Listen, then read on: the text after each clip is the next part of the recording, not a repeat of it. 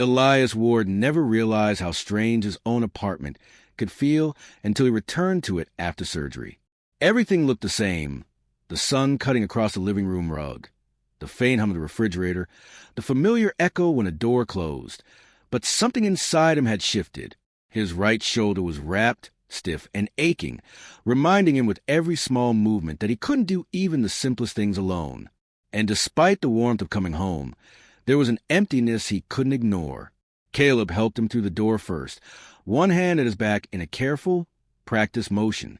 Elias wanted to feel reassured by the touch, but it felt formal, as if Caleb were guiding a stranger.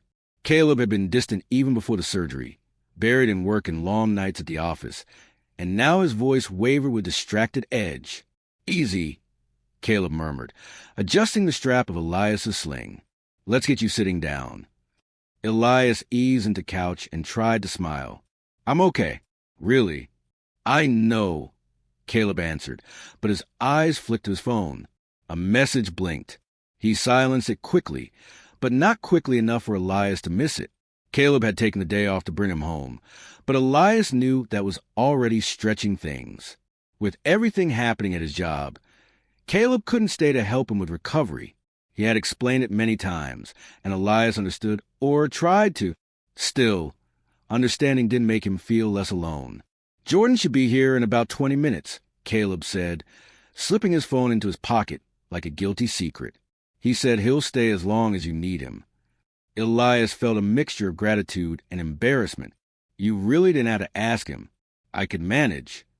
You can't even open your own water bottle, Caleb said gently, though his exhaustion made it sound sharper than intended. Jordan's happy to do it, and I wouldn't feel comfortable leaving you alone right now. Elias didn't argue after that. When the knock finally came at the door, Caleb crossed the room quickly. Jordan stepped inside with the same warm, easy energy he always carried.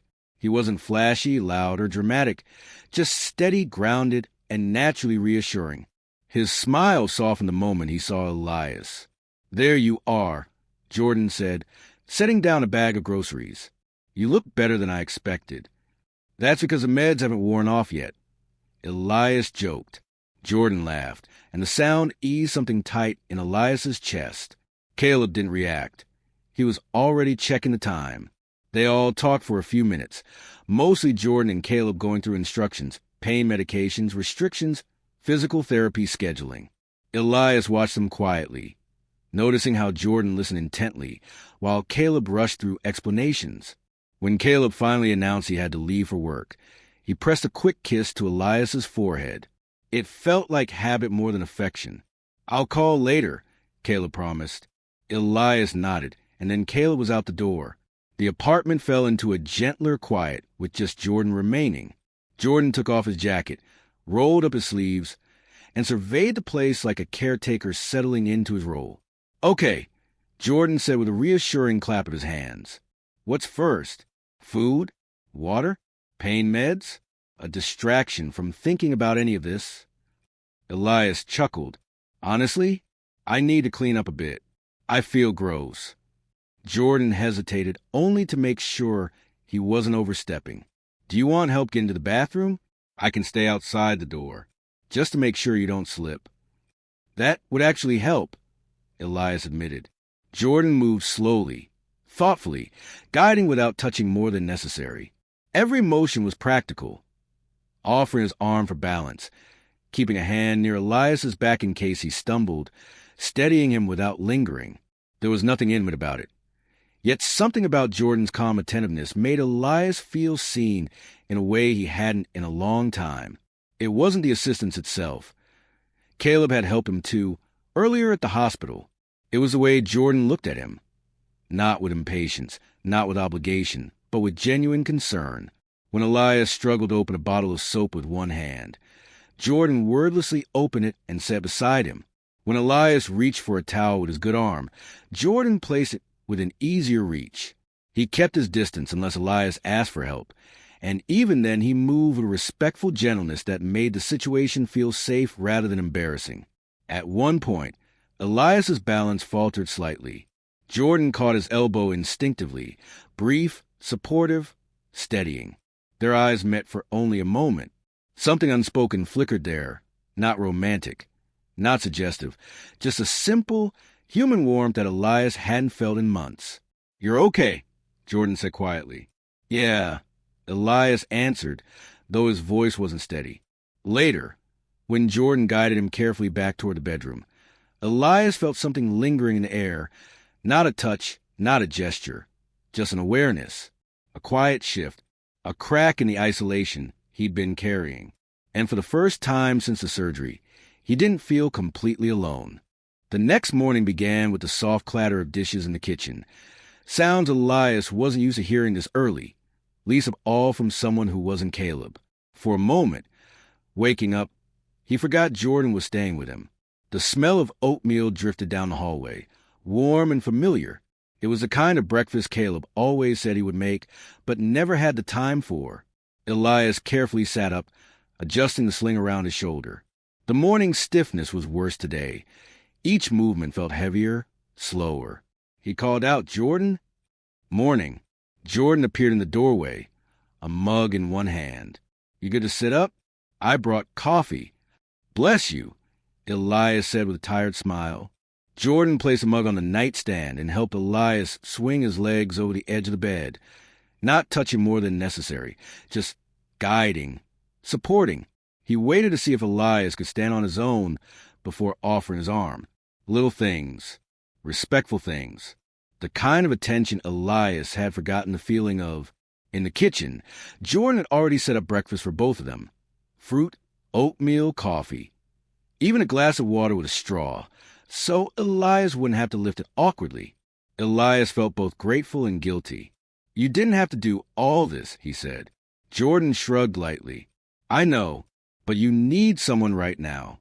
Happy to be that someone. They ate quietly, sunlight stretching across the table.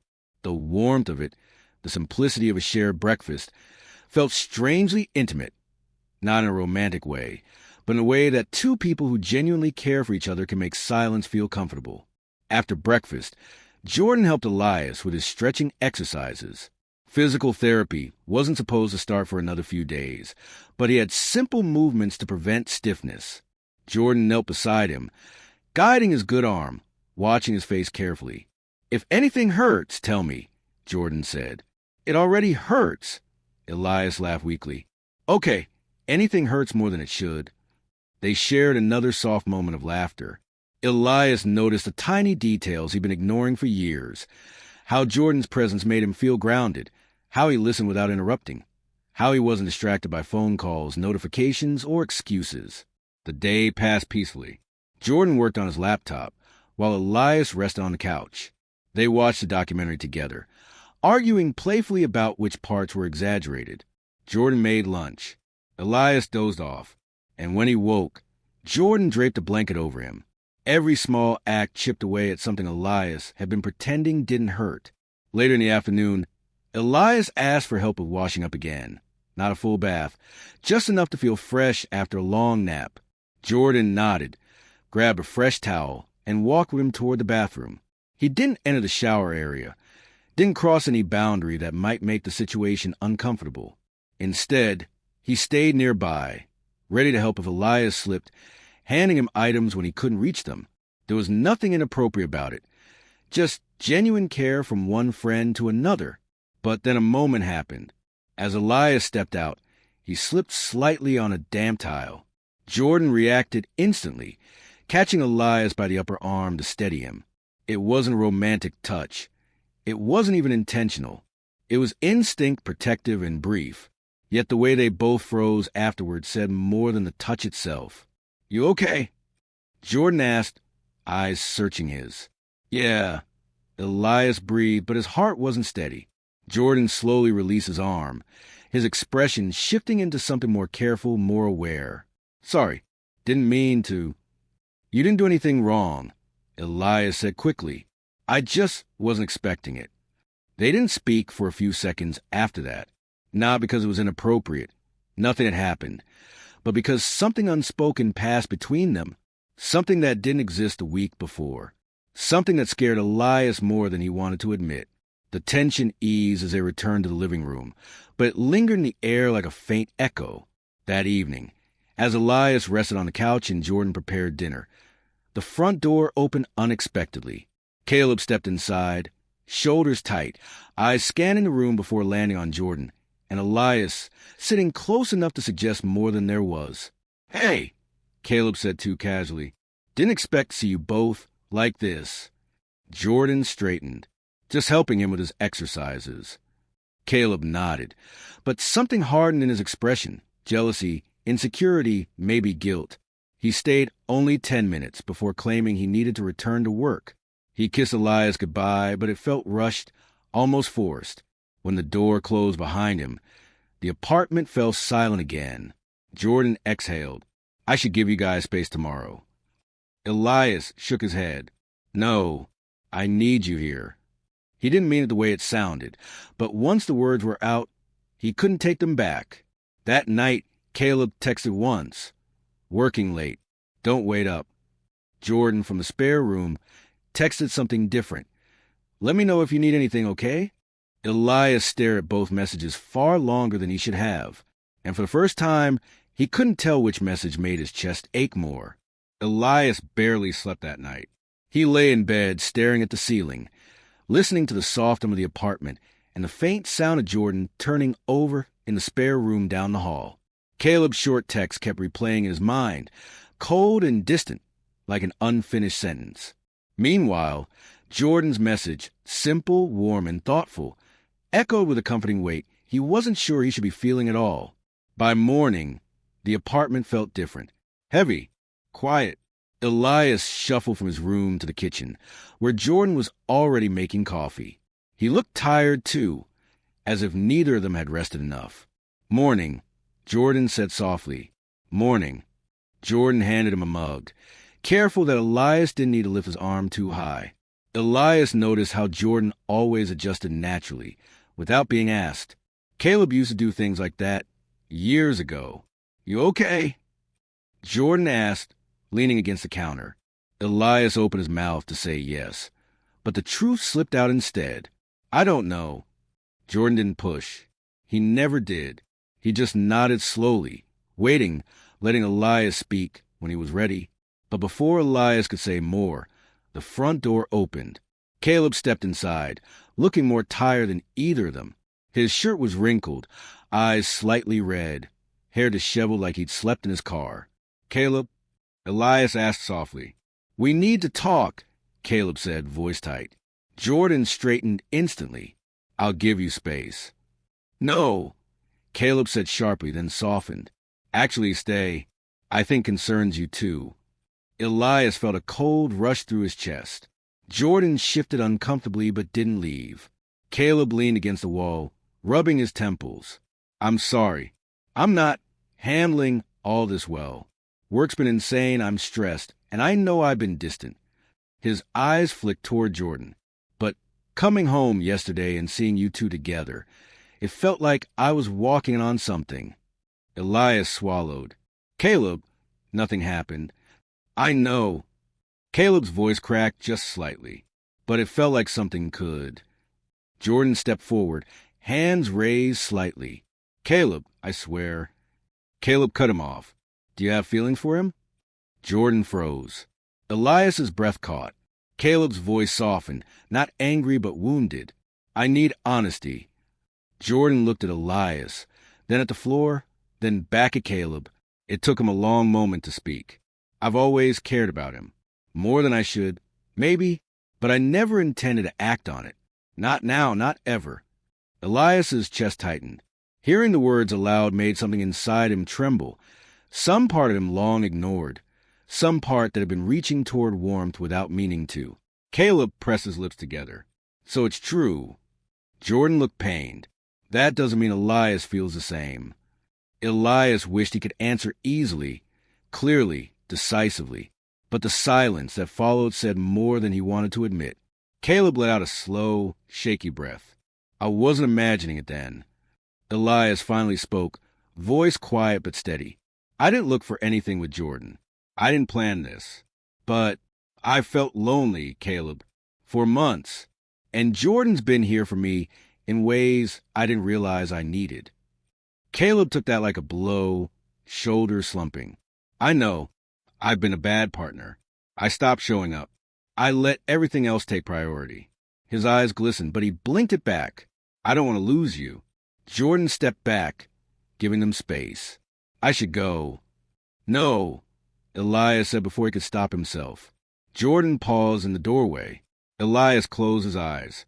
I don't want you to disappear, but I can't let this turn into something it shouldn't. Jordan nodded slowly, heartbreak flickering behind his steady expression. I understand. Caleb looked between them. So what now? Elias exhaled shakily. We talk. Really talk. Not rush, not distracted. We figure out where we stand. And we set boundaries. Caleb nodded. I want that. I want us. Jordan's gaze softened. Then I'll step back. For both your sakes. No, Elias said again, calmer this time. Just for now. Jordan allowed a small, sad smile. For now. He placed a gentle hand on Elias's good shoulder. Brief, supportive, nothing more. Take care of yourself. Both of you. Then he left the apartment quietly, and the door closing behind him felt heavier than Elias expected. Caleb moved to sit beside Elias on the couch, closer than he had in weeks. Do you still want this marriage? He asked carefully. Yes, Elias answered. But I need you to want it too. I do, Caleb whispered. I just forgot how to show it. Elias looked at him, really looked, and saw the exhaustion, the fear, the regret, and beneath it, the man he had chosen years ago. We start over, Elias said. No more neglect. No more pretending everything's fine. And maybe counseling. Caleb nodded. Anything. Truly. Elias leaned back into the couch, feeling the weight of everything. The surgery, the distance, the unexpected shift with Jordan, the fracture of his marriage, and now the fragile hope beginning to form. One touch hadn't created the problem. It had simply exposed a truth he'd been avoiding. And now, at last, he and Caleb were ready to face it.